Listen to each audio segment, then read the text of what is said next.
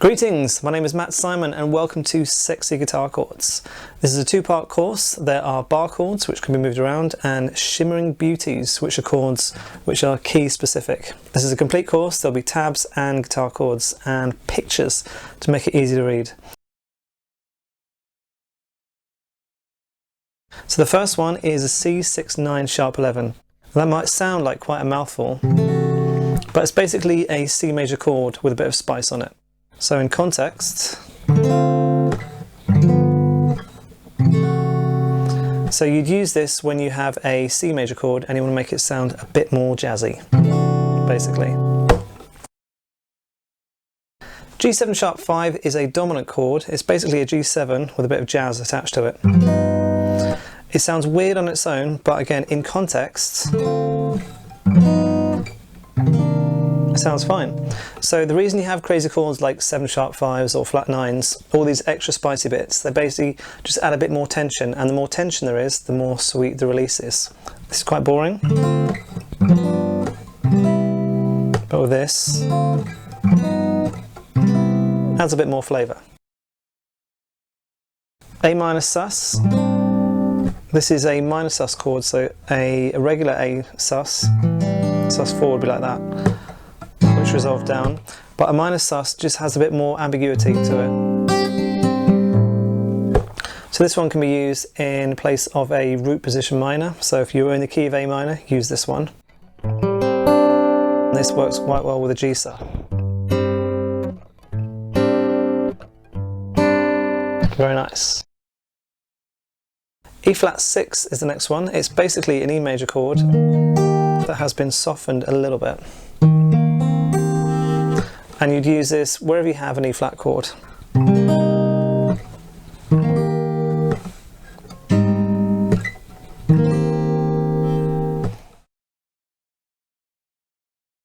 E minor 7 flat 6 sounds a bit weird, but it's basically you got a flat 6, which is a C in this case, to give it a bit of extra. That's all it is basically. So from minor 7, put the little finger down. There we go. E minor 13 is quite similar. You're replacing the B with a C sharp. You're just adding some more tension in there. So this is quite a stretch, but it's a nice shimmery chord. D minor 11. So this can be used in place of any minor 7 chord, and it's very easy to play. Stacked fourths. And this has the advantage of being, you can move it around really easily. So very simple. If you don't want to play minor chords, just chuck one of these in. Very jazzy. C minor major 7 is a weird name, but it sounds pretty cool. It has a kind of James Bond sound, and you'd use this to finish off a chord progression. So instead of a normal C minor, you can chuck one of these in. And it has a kind of dark vintage jazz kind of sound. E flat major 9 over a G. Now this is quite similar to a D over an F sharp, so we're just going to move it up 1 fret and add one extra note in there. So this works quite well in the key of C minor. Very nice. A flat 6-9 is quite similar to an A flat major 7. I'm just going to change it to this. It's quite a sophisticated sound, and it fits very well with the E flat from before. Like that. If you're playing normal chords in that chord progression, you would have just a G minor to an A flat, maybe up to C minor. But with this, very nice. F minor 11, this is quite an awkward looking one, but it has quite an unusual sound. So it sounds quite sophisticated, and in the key of C minor, this sounds like this.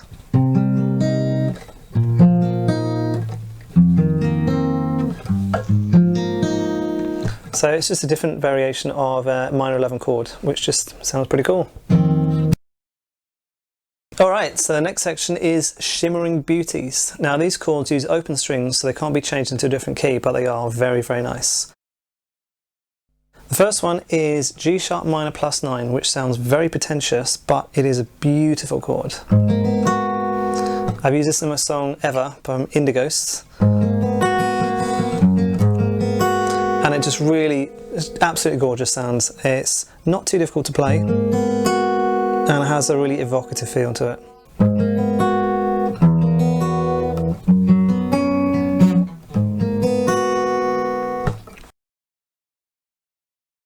The next one is quite similar. It's a minor plus 9, E minor plus 9, which sounds like this. And I use this in my song Never. It's a really beautiful sound and has just a gorgeous tension on it.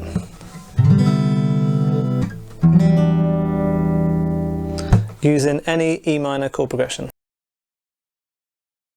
Next one is C major 13 sharp 11. So that sounds, again, a bit of a mouthful, but it has a beautiful sound. It's very similar to the E minor 9 chord from before, with the C on the bottom and chucking the E on the top. Using any E minor chord progression. A minor 13, which sounds a bit of a pretentious chord again, but it sounds very soft and ambiguous. I use this again in my song Never.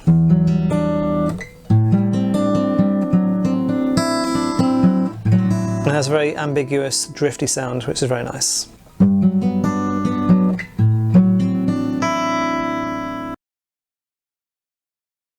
Next up we have F sharp minor 11. Now this is a classic rock sound and goes down very well with E sus4. Just change the root note.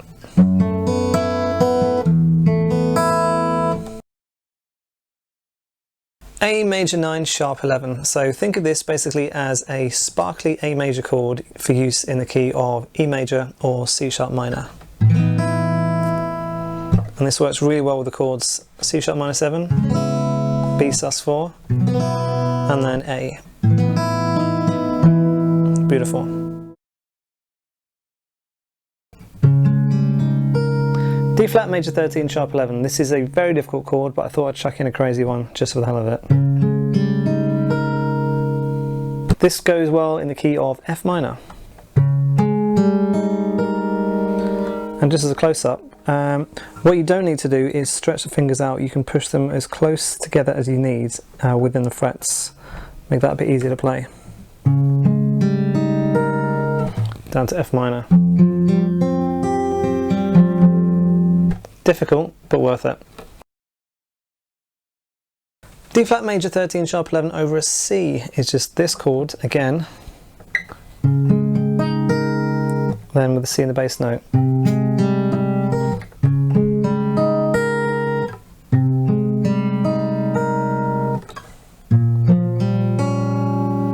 Difficult to play and probably want to attempt more sitting down. We can repurpose that as a C minor chord. Start with the C minor 7, open G string, and then move these two fingers up. That gives some more interest on a C minor chord.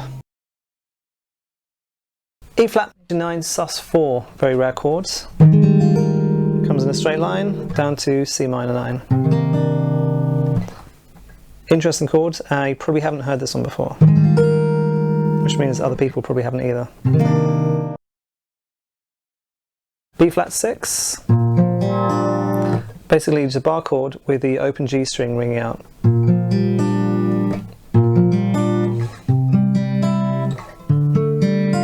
Works nice in sequence with that open G string. F6 over A, so this is basically an F chord over an A, made a bit more dark.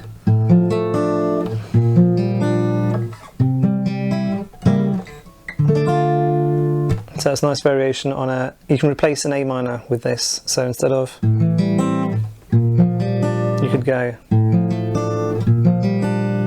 bit more interest. G plus 9, this is a very easy version of a G chord. So instead of this, probably been shown as a campfire chord, play this instead. And it has that every breath you take feel to it. Goes well with the E minor plus 9.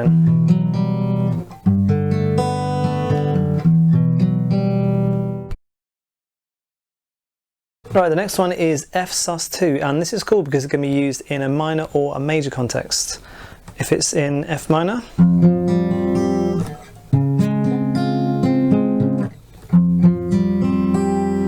or you can use it as F major.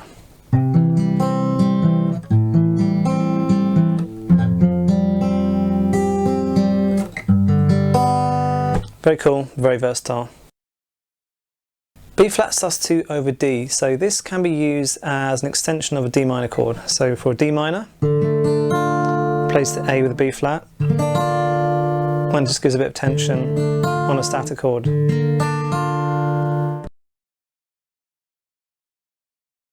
Now minor 7 flat 5 chord is a weird one, but it has a lot of uses.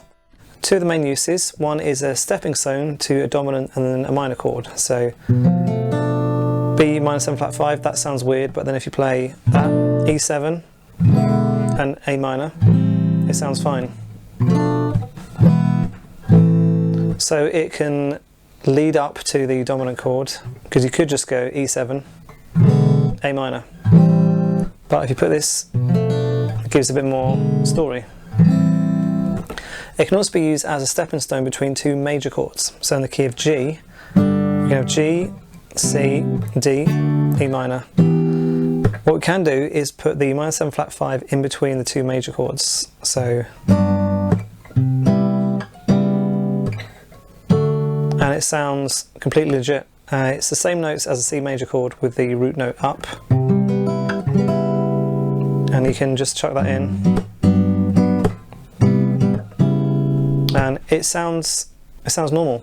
It sounds like it should be there. It's just a little bit of tension before you go back to somewhere else more comfortable.